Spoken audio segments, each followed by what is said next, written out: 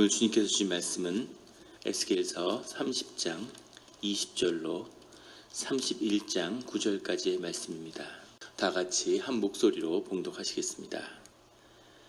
11째 해 첫째 달 7째 날에 여호와의 말씀이 내게 임하여 이르시되, 인자야, 내가 애굽의 바로 왕의 팔을 꺾었더니 칼을 잡을 힘이 있도록 그것을 아주 싸매지도 못하였고 약을 붙여 싸매지도 못하였느니라. 그러므로 주 여호와께서 이같이 말씀하셨느니라. 내가 애굽 바로 왕을 대적하여 그 두 팔 곧 성한 팔과 이미 꺾인 팔을 꺾어서 칼이 그 손에서 떨어지게 하고 애굽 사람을 문 나라의 가운데로 흩으며 무 백성 가운데로 해칠지라. 내가 바벨론 왕의 팔을 견고하게 하고 내 칼을 그 손에 넘겨주려니와 내가 바로의 팔을 꺾으리니 그가 바벨론 왕 앞에서 고통하기를 죽게 상한 자의 고통하듯 하리라. 내가 바벨론 왕의 팔을 들어주고 바로의 팔은 내려뜨릴 것이라. 내가 내 칼을 바벨론 왕의 손에 넘기고 그를 들어 애굽 땅을 치게 하리니 내가 여호와인 줄을 그들이 알리라. 내가 애굽 사람을 나라들 가운데로 흩으며 백성들 가운데로 해치리니 내가 여호와인 줄을 그들이 알리라. 11째 해 셋째 달 초하루에 여호와의 말씀이 내게 임하여 이르시되, 인자야, 너는 애굽의 바로 왕과 그 무리에게 이르기를, 내 큰 위엄을 누구에게 비하랴. 볼지어다 아수르 사람은 가지가 아름답고 그들은 숲의 그늘 같으며 키가 크고 꼭대기가 구름에 닿은 레바논 백향목이었느니라. 물들이 그것을 기르며 깊은 물이 그것을 자라게 하며 강들이 그 심어진 곳을 둘러 흐르며 두개물이 들의 모든 나무에까지 미치매 그 나무가 물이 많으므로 키가 들의 모든 나무보다 크며 붉은 가지가 번성하며 가는 가지가 길게 뻗어나갔고 공중의 모든 새가 그 큰 가지에 깃들이며 들의 모든 짐승이 그 가는 가지 밑에 새끼를 낳으며 모든 큰 나라가 그 그늘 아래에 거주하였느니라.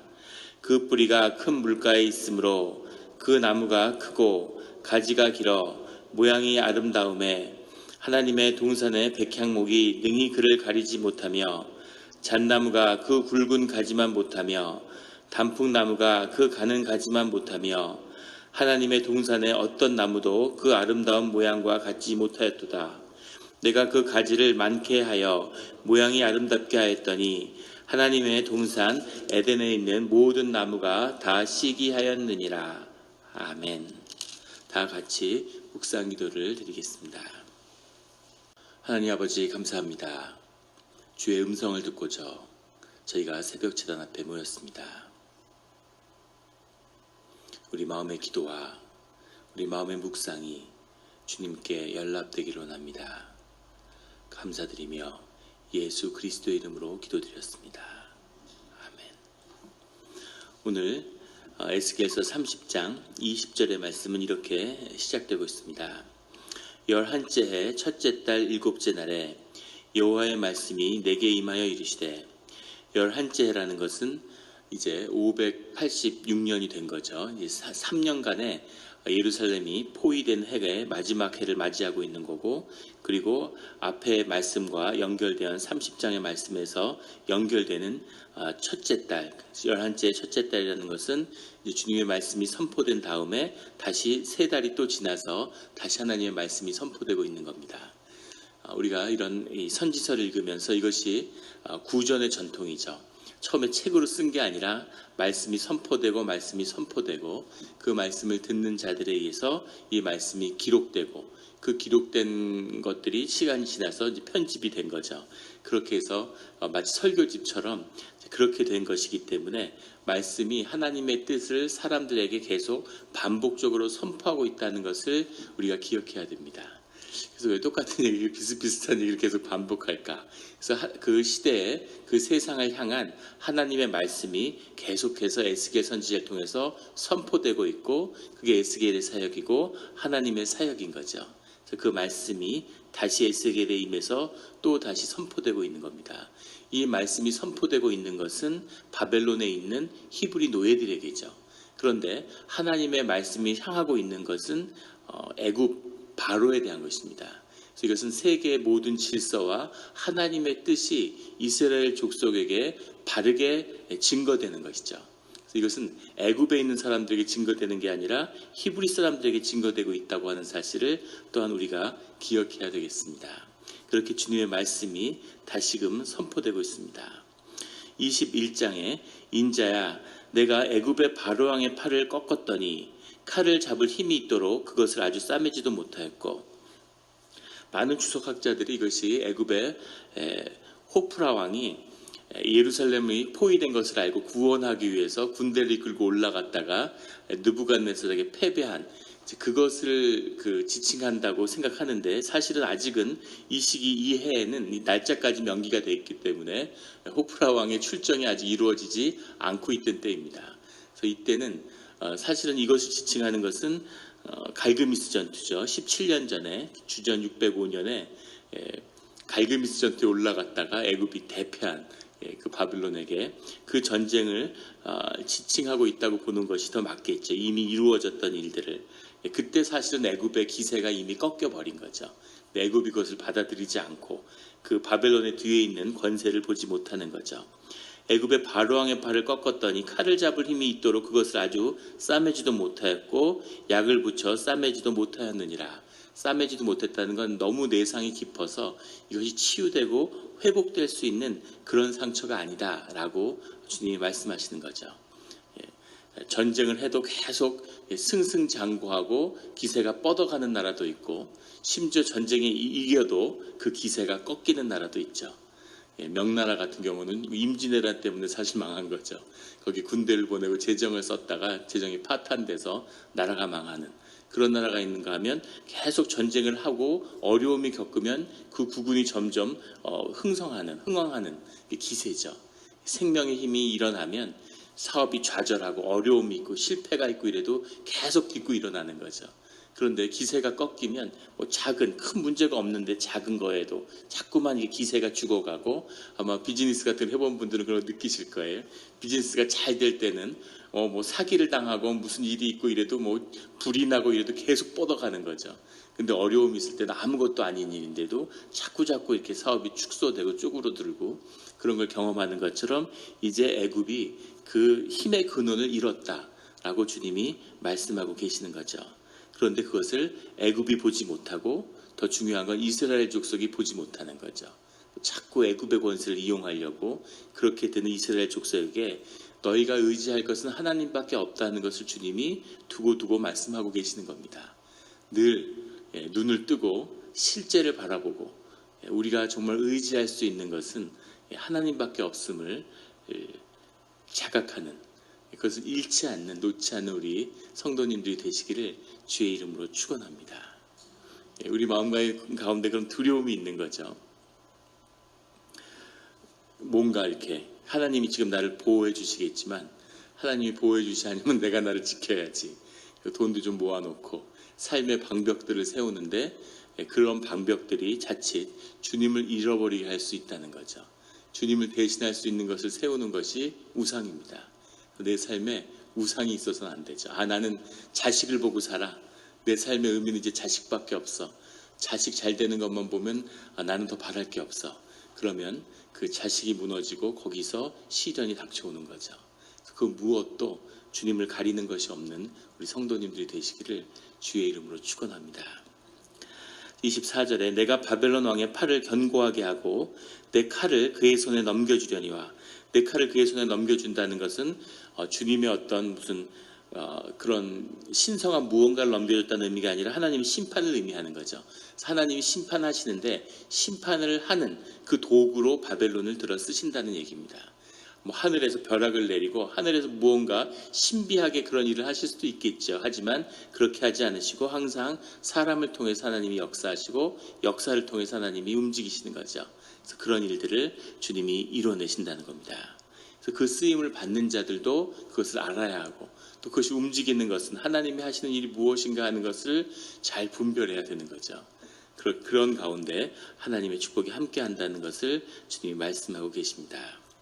31장에 11째 해 셋째 달 초하루에 다섯 번째 심판에 대한 예고가 나오는데 이제 예루살렘 멸망이 한 달 앞으로 다가왔습니다.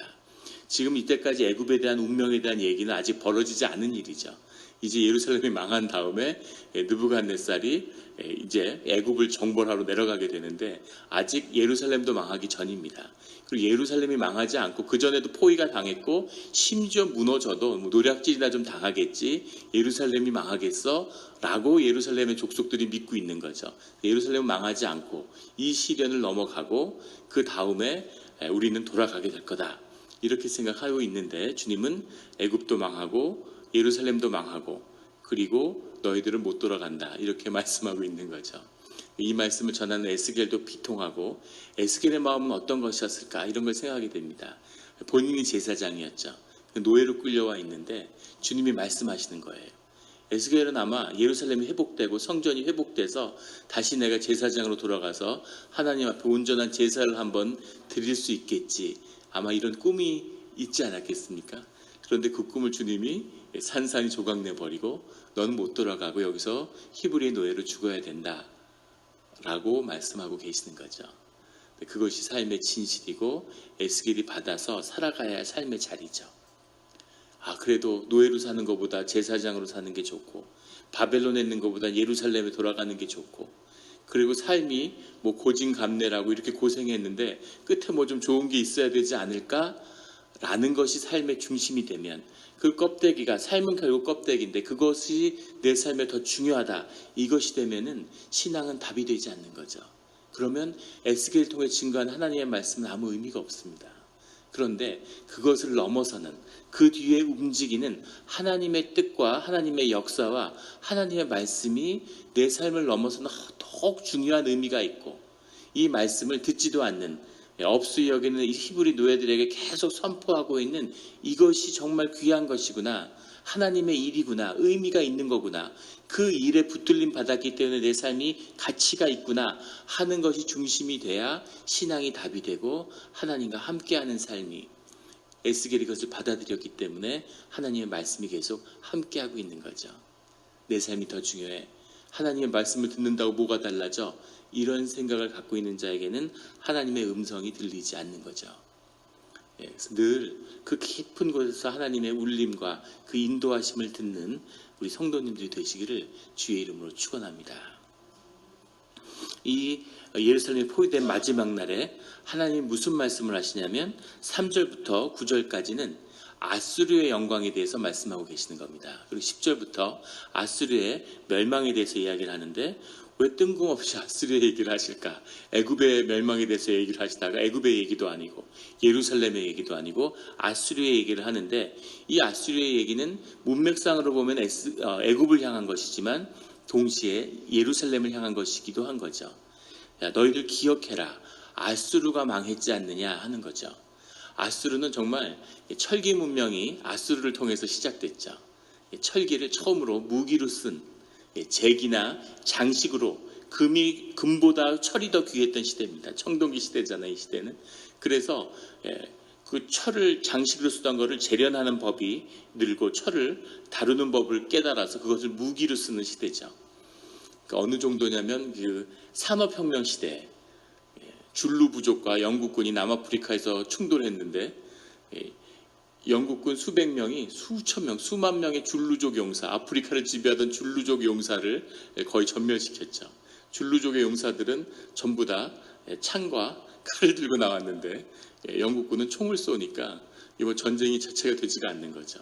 그것처럼 이 아수르의 문명이 철기를 갖고 기마 민족인데 철기를 갖고 나왔는데 그러니까 이 근동 아시아를 석권했죠. 그래서 그 누구도 당할 수 없을 것 같은 정말 세계 대제국이 될 것 같은 아수르가 한순간에 망했습니다. 그 망한 이유가 이사야서에 잘 기록되어 있죠. 예루살렘을 포위했다가 하나님이 아수르를 치니까 본인이 하나님의 쓰임을 받고 있는데 하나님을 능멸하고 하나님을 업수히 여기다가 오히려 그 쓰임을 받다가 치어서 하나님이 쳐서 완전히 아수르가 한순간에 망해버리고 마는 이제 그런 일을 경험하게 되는데 그 아수르의 영광이 어떤 것이었는지를 하나님이 말씀하고 계시는 거죠. 5절에 가면 그 나무가 물이 많으므로 키가 들의 모든 나무보다 크며 굵은 가지가 번성하며 이 레바논의 백항목 나무의 아수르를 비교하는데 그 나무가 물들에가에 심어져서 잘 자라고 그 번성하는 그 힘이 끊임이 없는 거죠. 키가 한 24m 이렇게 자란다고 그래요. 우리는 그 캘리포니아의 그 레드우드를 봤기 때문에 레드우드는 100m 넘게 자라죠. 그래서 24m 백항목이 그렇게 커 보이지 않지만 이 근동아시아에서 백항목만큼 큰 나무가 없는 거죠.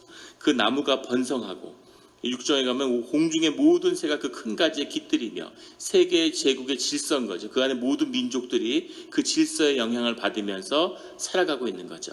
그래서 모든 큰 나라가 그 그늘 아래에 거주하였느니라. 나라라고 하는 건 고임인데 단순히 힘이 세고 나라가 잘 사는 게 아니라 세계를 지배하는 질서를 가지고 있는 거죠. 지금 미국이 세계를 지배하고 있죠. 그래서 어떤 나라도 미국을 상대로 이길 수 없는 거죠. 마치 2차 대전 이전에 어떤 나라도 영국을 이길 수 없는 것처럼 세계 기축 통화를 가지고 있고 결제 시스템을 가지고 있고 IMF 이런 것도 다 미국의 사실은 영향 아래 있는 거죠.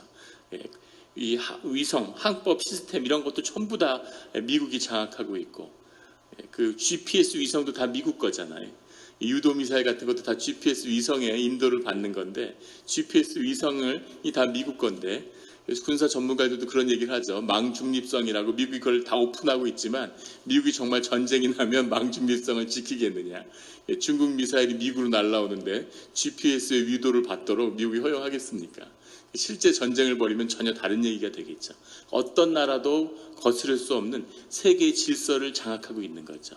그 질서를 가지고 있기 때문에 그 밑에 큰 가지에 깃들인 모든 새들, 모든 나라들이 그 통치의 질서 밑에 있었다는 거죠. 그런 권세를 가지고 있었고 7절에 그 뿌리가 큰 물가에 있으므로 빅서에서 피크닉을 가는데 거기 나무들이 이제 흐르는 시냇가에 심겨져 있는 거죠. 비가 오든지 말든지 우리 시편에 나오는 1편에 시냇가에 심기운 나무처럼 그런 나무처럼 축복을 누리는 우리 성도님들이 되기를 주님의 이름으로 축원합니다. 그 축복의 근원이 있기 때문에 어떤 환경이 와도 아무 상관없이 쭉쭉 뻗어가는 거죠. 그런 생명의 근원을 가진 큰 나무였는데 이 나무의 권세가 어느 정도였냐면 8절에 하나님 동산의 어떤 나무도 그 아름다운 모양과 같지 못하였다. 9절에는 에덴에 있는 모든 나무가 다 시기하였느니라. 하나님이 처음에 만들어 놓은 그 질서보다 더 큰 질서, 더 큰 권세를 그 아수르가 만들어냈다는 거죠. 하나님 물론 허용하시고 하나님이 그것을 그런 그 근원을 허락하신 그게 들어있지만 그 전에 없었던 그 전에 창조의 질서 안에 없었던 그런 권세를 아수르가 누렸는데 그 아수르도 망했다는 거죠. 그런데 애굽이 망하지 않겠느냐 하는 것이 주님의 말씀입니다. 당시의 사람들은 애굽이 망한다는 걸 상상하지 못하는 거죠.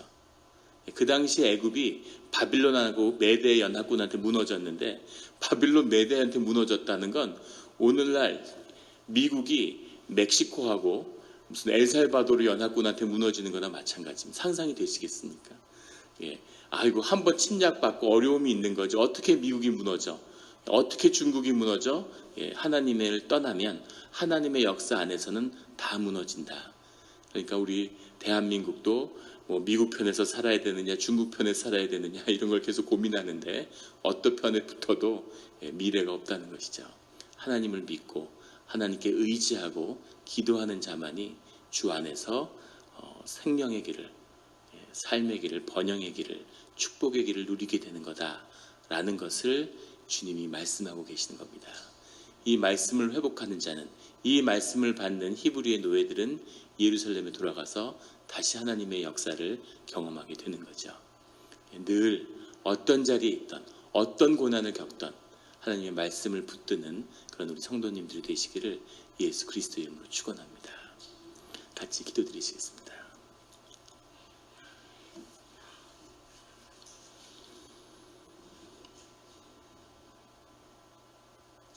하나님 아버지 감사합니다. 우리가 세상 살아가는 것이 항상 믿음이 없어지고 또 주님의 임재를 크게 느끼지 못하고 말씀을 붙들지 못해서